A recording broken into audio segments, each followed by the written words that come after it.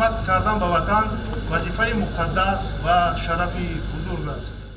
در دایره تجلیل روز قواهای مسلح جمهوری تاجیکستان که امسال از تأسیسیابی آن 28 سال پر می شود، با اشتراک هیئت شخصی جزء اتمهای گوارد ملی تحت عنوان برای دولت و ملت هم صادقانه خدمت میکنم، فستیوال دوستی افسران و سربازان پایتخت برگزار گردید. در آغاز چاره‌بینی مسئولان و نمایندگان وزارت و کمیته‌های داخلدار از روز تأسیسیابی قواهای مسلح جمهوری تاجیکستان که یکی از قسمت اساسی ساختار دولتی مسلح کشور به شمار می‌رود، سخنرانی و برای حفظ استقلال و جزئیات مرزی آن از سربازان و افسران اظهار مینه‌داری نمودند. هدف برگزاری فستیوال مذکور این پیش از همه بلند برداشتن حس تربیت و تندرستی و وطنپرستی جوانان و در این زمینه جلب نمودن جوانان تا سن دعوتی به صف قوای مسلح جمهوری تاجیکستان به حساب می رود.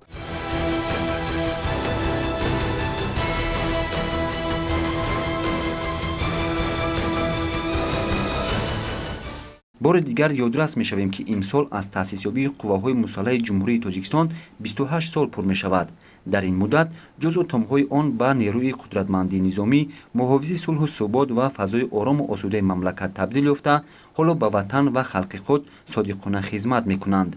ارتش جوان تاجیکستان در سالهای جنگ شهروندی یکجا با مقامات حفظ حقوق و دیگر ساختارهای نظامی کشور در حفظ استقلال دولتی، حمایت مرزهای وطن، به ضرر گردانیدن گروه‌های تروریستی و اکستریمیستی، دسته‌های مسلح جنایتکاری ترانسمیلی و خاموش کردن آشوب‌های خیانتکارانه بر ضد دولت و جامعه سهمی سزاوار و جوانمردانه گذاشت. طی این 28 سال فعالیت، قواهای مسلح جمهوری تاجیکستان روزهای سخت و سنگین را پشت سر کرده از آزمایش‌های شدید این سالها گذشتند و امروز با نیروی قدرتمند نظامی محافظ صلح و ثبات و فضای آرام و آسوده کشور تبدیل یافتند و برای حفظ با اعتماد مرز و بوم وطن عزیز ثابت قدمانه رشد و تکامل می‌یابند. جواباً به اعتماد و باوری‌های پیشوای ملت، ما جوانان، افسران و سربازان قواهای مسلح جمهوری تاجیکستان، ارتش ملی مملکت همیشه کوشش میکنیم که این رسالت بزرگ جوانمردی خود را، حفظ و حمایت مادر وطن را بر ذمه خود گیریم و امن و ثبات را در جامعه پایدار نگاه داریم.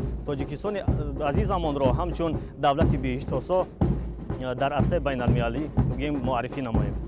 فستیوال دوستی افسران و سربازان پایتخت با به نمایش گذاشتن تمام دستاوردهای حربی و نظامی جزو اتمهای قواهای مسلح که در حدود شهر دوشنبه ادای خدمت می‌نمایند در صحن گوارد ملی برگزار کرده شد که در کار آن زیاده از 700 افسران و سربازان و جوانان سن دعوتی و تا دعوتی حضور داشتند.